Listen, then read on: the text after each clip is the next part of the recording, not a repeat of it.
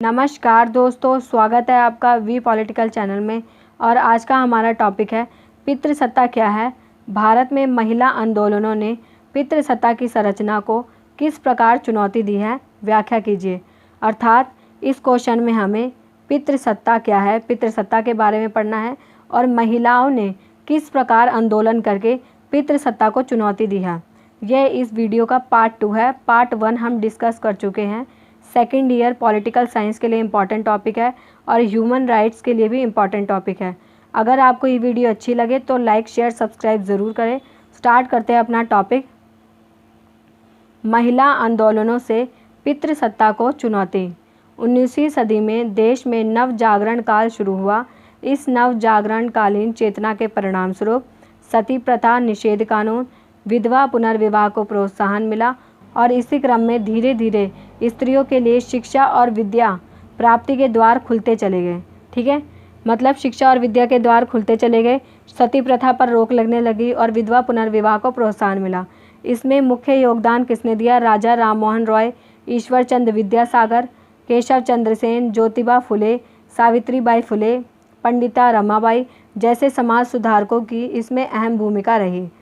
महात्मा गांधी द्वारा अहिंसात्मक सत्याग्रह और स्वदेशी आंदोलनों के लिए स्त्रियों का आह्वान करने पर असंख्य महिलाओं ने पहली बार घर के दायरे को लांघकर सार्वजनिक जीवन में प्रवेश करा। जब महात्मा गांधी जी ने आंदोलन के लिए आग्रह किया तो बहुत सारी महिलाएं जो है सार्वजनिक जीवन में उन्होंने प्रवेश करा। इसमें प्रमुख महिलाएं सरोजनी नायडू, विजय लक्ष्मी पंडित, एनी बेसेंट, अरुणा आसिफ अली, कमला देवी चट्टोपाध्याय आदि शामिल हैं।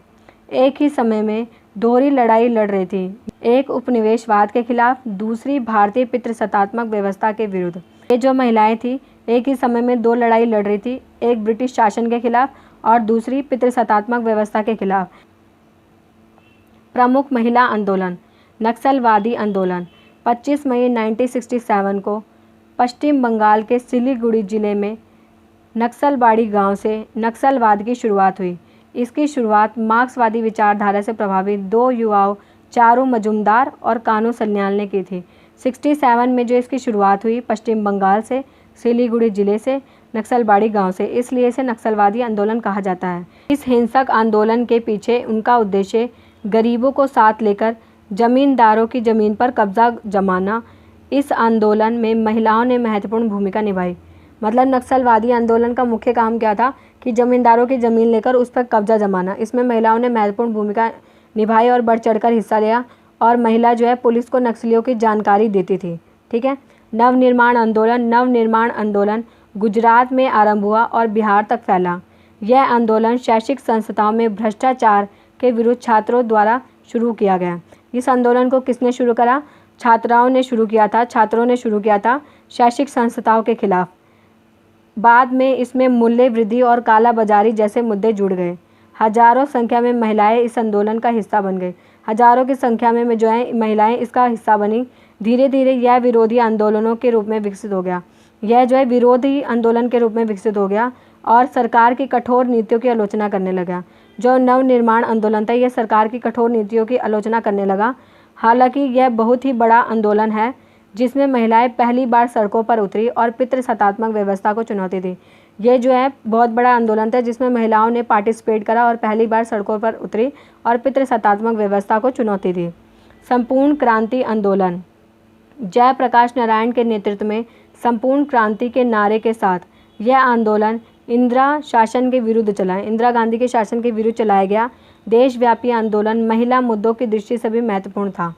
ये जो आंदोलन था महिला मुद्दों के दृष्टि से भी महत्वपूर्ण था। इसमें न केवल महिलाओं ने भाग लिया बल्कि परिवार और समाज के संसाधनों के समान बंटवारे को लेकर भी सवाल उठाए गए कि जो समाज में संसाधन है उसका समान रूप से बंटवारा हो।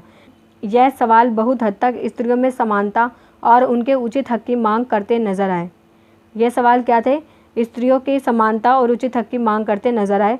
चिपको आंदोलन। 1973 में चिपको आंदोलन के समय से ही पर्यावरण और महिलाओं के बीच एक अद्भुत एकात्म रहा।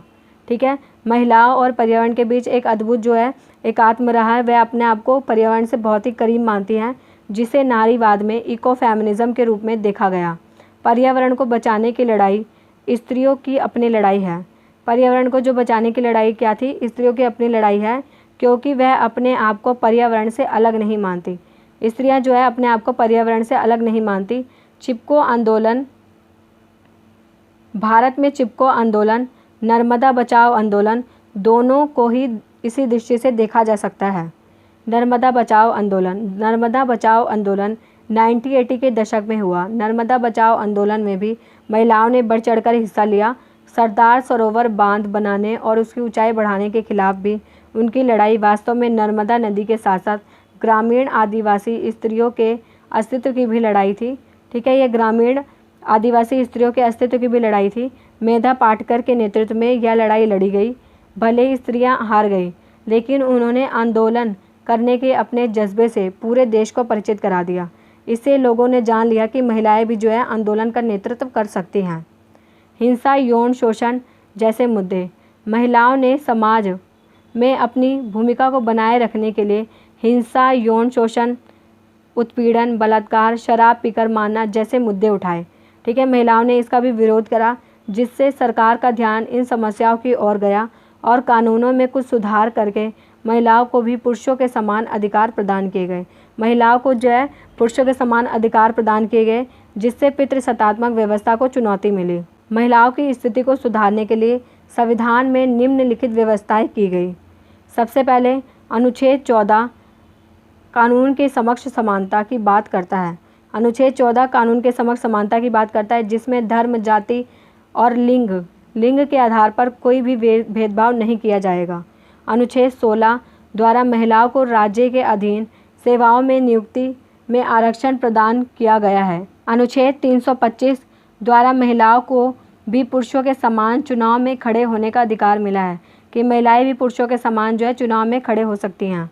अनुच्छेद 326 द्वारा महिलाओं को पुरुषों के समान वयस्क मताधिकार प्रदान किया गया है। यदि महिलाएं 18 वर्ष की हो जाती है तो वो वोट डाल सकती हैं। पुरुषों के समान अधिकार संविधान में प्रदान किया गया है। राष्ट्रीय महिला आयोग महिलाओं पर हो रहे अत्याचार और उनके साथ हो रहे भेदभावपूर्ण व्यवहार के विरुद्ध शिकायत सुनने के लिए केंद्र सरकार द्वारा राष्ट्रीय महिला आयोग का गठन किया गया। केंद्र सरकार ने किसका गठन किया है? राष्ट्रीय महिला आयोग का गठन किया है। स्त्री शिक्षा, भारत में स्त्री शिक्षा निःशुल्क कर दी गई, परंतु अब भी महिला शिक्षा के फैलाव में अधिक कदम उठाए जा सकते हैं। एक शिक्षित लड़की का अर्थ है एक परिवार का शिक्षित होना। निष्कर्ष में हम कह सकते हैं, अब तक महिलाएं अपने अधिकारों से पूर्ण रूप से परिचित नहीं थी। उन्हें जो कुछ दिया जाता था वह उस पर वाद विवाद नहीं करते थे और हर प्रकार के अत्याचार को यह समझकर सह लेती थी कि यह उनकी नियति है। ठीक है, पहले महिलाएं क्या सोचती थी कि जो उन्हें मिल रहा है वही सही है और वह अपने हक के प्रति लड़ाई नहीं करती थी।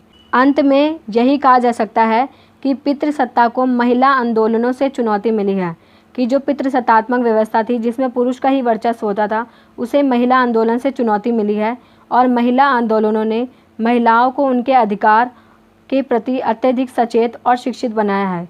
जो महिला आंदोलन उभर कर आए हैं, इसने महिलाओं को उनके अधिकार के प्रति जागरूक बनाया और शिक्षित बनाया है तथा शिक्षा ही एक महत्वपूर्ण हथियार है जो महिला को सशक्त और सक्षम बनाती है।